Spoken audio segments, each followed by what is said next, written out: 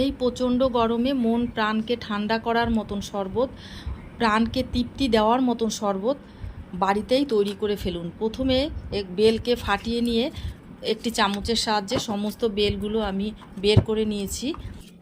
সমস্ত বেলগুলো বের করে নেওয়ার পরে আমি এর মধ্যে দিয়ে দিয়েছি পরিমাণ অনুযায়ী লবণ।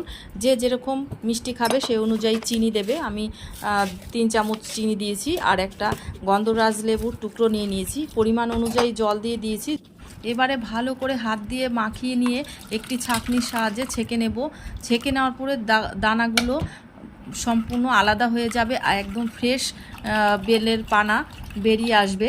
এবার এই বেলের পানাকে একটা গ্লাসের মধ্যে যে যতটা ঠান্ডা খাবে সেই অনুযায়ী বরফ নেবে।